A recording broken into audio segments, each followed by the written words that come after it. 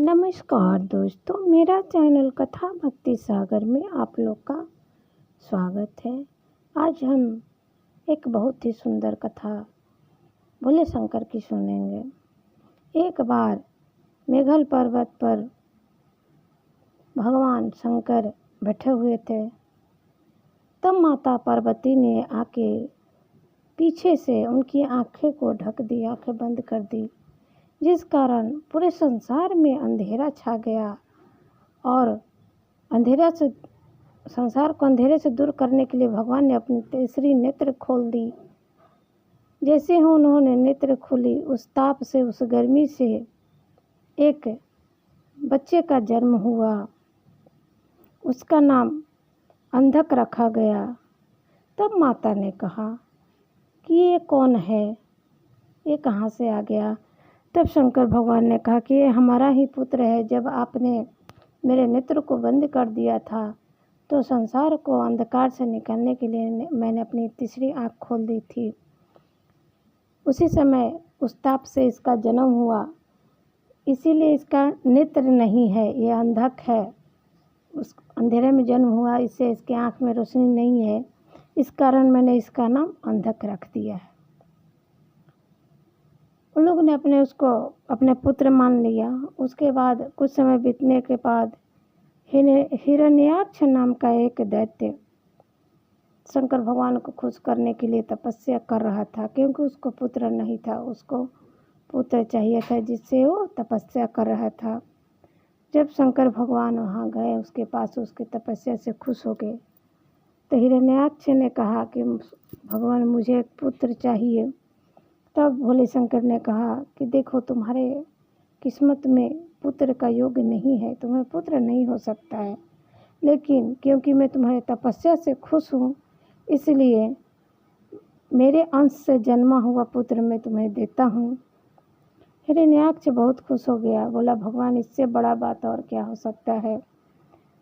हिरण्याक्ष ने अंधक को अपना राज्य ले गया। वहाँ पर उसके और अन्य राज्य में थे उनके, जैसे भाई के वगैरह के राजमहल में बहुत लोग रहते थे। कुछ दिन तो ठीक ठाक चला, अंधक को सब हिरण्याक्ष के कारण मान सम्मान देते थे। लेकिन जब हिरण्याक्ष मर गया तो अंधक को सब लोग परेशान करने लगे, क्योंकि आँख से उसे दिखाई नहीं देता था। अंत में अंधक जो था परेशान होकर घर छोड़ के अपने जंगल में चल गया तपस्या करने के लिए। उसने ब्रह्मा जी को खुश करने के लिए तपस्या की। ब्रह्मा जी अपना खुश हुए, आए वर मांगने के लिए कहे। तब अंधक ने कहा कि सर्वप्रथम तो आप मुझे मेरे नेत्र की जो रोशनी है उसको दे दो, ताकि जो भी मेरे और जो भी गांव समाज के लोग हैं जो हंसते थे, मैं उनको दिखा सकूं कि मैं अंधा नहीं हूँ। और दूसरा, मैं कभी ना मरूं। तो भगवान ने कहा ऐसा तो नहीं हो सकता है, नेत्र की रोशनी तो मैं दे दूंगा, लेकिन ये तो सृष्टि का नियम है, जो जन्म लिया है उसकी मृत्यु होगी ही, तो मरना तो तुम्हें पड़ेगा।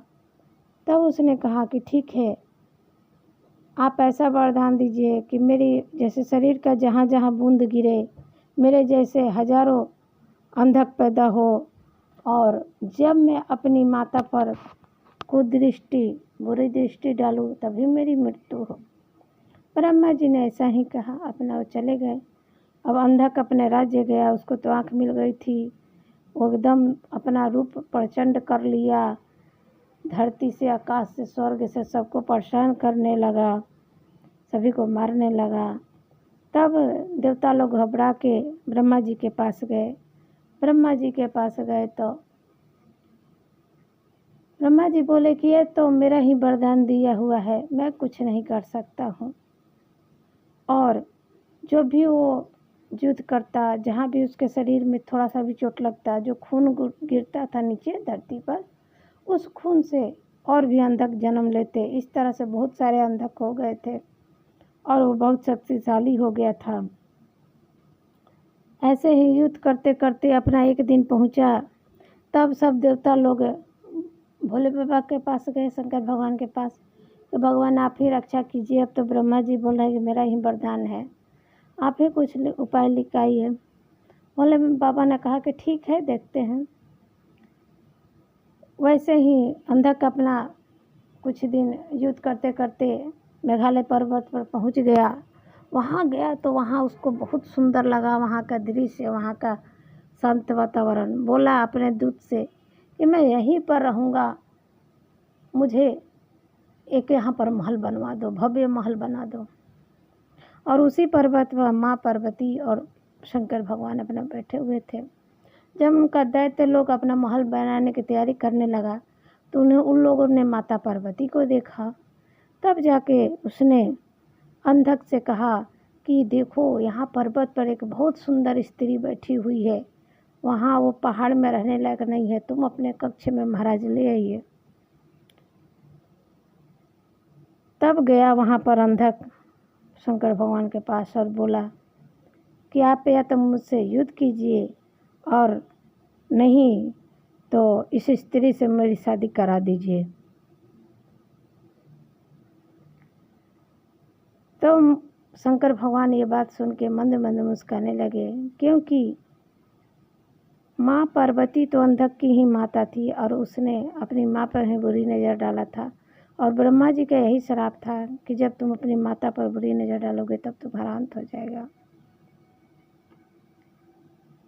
तो भगवान शंकर ने उसके साथ युद्ध किया और युद्ध में उसको बंदी बनाया और बंदी बना के काफ़ी संघर्ष करना पड़ा, लेकिन बंदी बन गए और बंदी बना के और राज्य में ले आया। तब उसको बताया कि देखो, जिस पे तुम बुरी नज़र डाल रहा था ये तुम्हारी माँ है और तुम मेरे ही तेज से उत्पन्न हुए थे, मैं तुम्हारा पिता हूँ। ऐसे करके शंकर भगवान ने बताया। तब वो अपनी गलती पर रोने लगा और कुछ समय के बाद पश्चाताप किया और कुछ समय के बाद उसका अंत हो गया। तो कहते हैं दोस्तों कि जो जन्म लिया है उसकी मृत्यु निश्चित है, किसी न किसी रूप में आया है तो उसको जाना ही है। जय हो भोले बाबा की।